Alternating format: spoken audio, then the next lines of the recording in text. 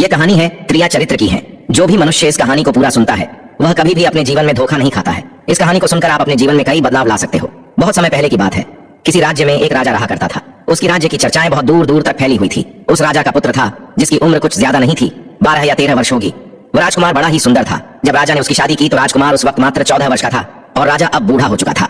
एक दिन राजा ने सोचा कि अपने राजकुमार को राजा बना देते हैं, क्योंकि उस राजकुमार ने कई शादियां की थीं और पहले के राजाओं में यही नियम था कि राजा जितनी चाहे उतनी शादी कर सकता था। वह राजा अपने पुत्र राजकुमार को राजा बना देता है। राजकुमार की 7 शादी हो चुकी थी। वह राजकुमार जो कि राजा बना था अपनी पढ़ाई लिखाई फिर भी कर रहा था। वह रोज गुरुकुल में पढ़ने के लिए जाया करता था।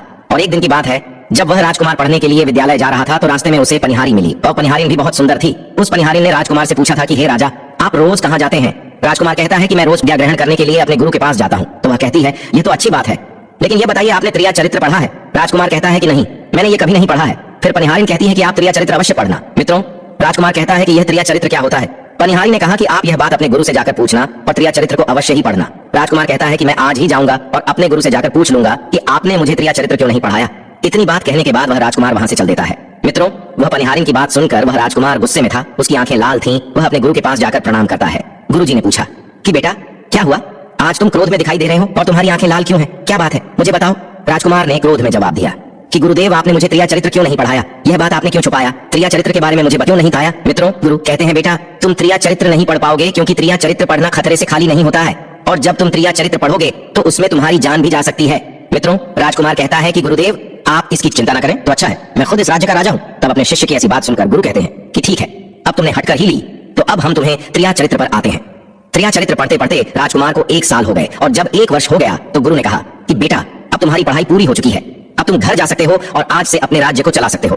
अब तुम्हें यहाँ आने की कोई आवश्यकता नहीं है। मित्रों, राजकुमार कहता है ठीक है गुरुदेव। राजकुमार जैसे ही जाने को होता है गुरुदेव उसे रोक लेते हैं और कहते हैं बेटा मैं तुम्हें एक ऐसा यंत्र देता हूँ, या जब तुम इसे अपने कानों में लगाओगे तो कोई भी तुम्हें पहचान नहीं पाएगा और तुम उसे पहचान लोगे। राजकुमार वह यंत्र अपने हाथों में ले लेता है। मित्रों, गुरु कहते हैं तुम इस यंत्र को ले जाओ और रात के 12 बजे आज ही के रात में अपने महल से निकलकर के जंगल की तरफ जाना और पूर्व दिशा की ओर जाना, और जब तुम पूर्व दिशा की ओर जाओ तो यह यंत्र अपने कानों में लगा लेना और वहीं पर खड़ा हो जाना। वो राजकुमार कहता है कि ठीक है, ऐसा ही करेंगे। फिर राजकुमार गुरुकुल से महल की ओर चल देता है और जब रात के 12 बज जाते हैं और उस राजकुमार की 7 पत्नियां सो जाती हैं, तब आधी रात के समय वह राजकुमार अपने हाथों में यंत्र लेकर महल से जंगल की तरफ चल देता है। राजा जंगल में पूर्व दिशा की ओर जाता है और वहां जाकर अपने कानों में यंत्र लगा लेता है और वहीं पर खड़ा हो जाता है। तो उसने क्या देखा कि वहीं पनिहारिन जो मुझे रास्ते में मिली थी, वहीं पनिहारिन एक थाली में खाना लेकर जंगल को जा रही है। वहां थोड़ी ही दूरी पर एक संत अपनी कुटिया में रहते थे। वह पनिहारिन संत के पास खाना लेकर जा रही थी। राजा ने देखा कि यह तो वही पनिहारिन है जिसने मुझसे कहा था कि त्रिया चरित्र की पढ़ाई करो, लेकिन पनिहारिन उस राजा को नहीं पहचान पाई क्योंकि राजा के कानों में यंत्र लगा हुआ था। यंत्र लगने की वजह से राजा किसी को भी पहचान सकता था। राजा ने अपने मन में सोचा कि चलो उसके पीछे चलते हैं कि यह आधी रात को भोजन लेकर संत कुतिया की तरफ क्यों जा रही है, इसका क्या कारण है। मित्रों, वह राजा भी उसके पीछे पीछे छुपता हुआ चल दिया।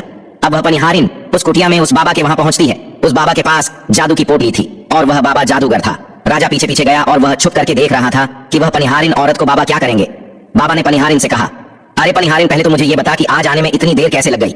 हाथ जोड़कर पनिहारिन कहने लगी कि महात्मा जी, मेरा विवाह हो चुका है और मेरे पति मुझे ले जाने के लिए आए हैं, हमें लेकर कल चले जाएंगे, इसीलिए हमें उन्हें सुलझाने में थोड़ी देर लग गई और यहाँ आने में भी देर हो गई।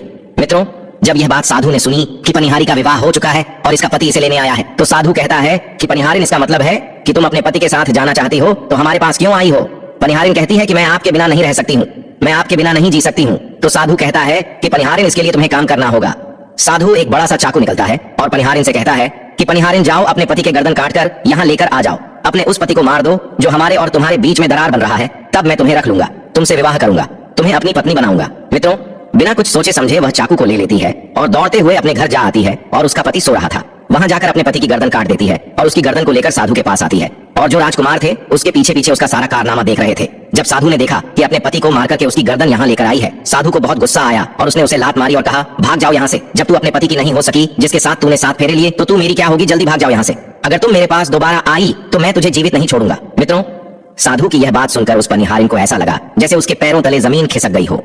फिर भी अपने पति की कटी हुई गर्दन घर लेकर के आई और उसकी गर्दन जोर देती है और वहीं बैठ जाती है। और इधर जैसे ही सवेरा हुआ अपने पति के पास बैठकर रोने लगती है और चिल्लाने लगती है, कहती है, देखो देखो, किसी ने मेरे पति की हत्या कर दी। लेकिन रात में उस पनिहारिन का सारा कारनामा राजकुमार देख चुका था। इधर सारे गांव वाले पनिहारिन के घर चले जाते हैं और उसके पति की लाश को लेकर गांव के बाहर जाते हैं उसका दाह संस्कार करने के लिए, और वह पनिहारिन भी पीछे से भागती हुई रोती हुई चली जा रही थी। और उधर राजकुमार भी जा रहे थे जो कि अपने राज्य के राजा बन चुके थे। पनिहारिन भागती हुई चिल्लाती हुई पहुंची और कहने लगी, मैं सती बनूंगी, क्योंकि अगर जब मेरे पति ही नहीं रहे तो ऐसे जीवन का क्या फायदा, मैं इन्हीं के साथ सती हो जाऊंगी। राजा को उसकी बातें सुनकर हंसी आ जाती है और राजा कहता है, क्रिया चरित्र जाने ना कोई और खसम मेरी के हुए सतीराज। मित्रों, राजकुमार की यह बात और कोई तो नहीं समझ पाया, लेकिन वह पनिहारिन समझ जाती है। कहती है कि राजा साहब, आप हमारे ऊपर यह बात कह रहे हैं, लेकिन चलिए कोई बात नहीं, मैं सती हो जाऊंगी। लेकिन पनिहारिन जाते जाते कहती है, मैं तुम्हें एक बात बताती हूँ।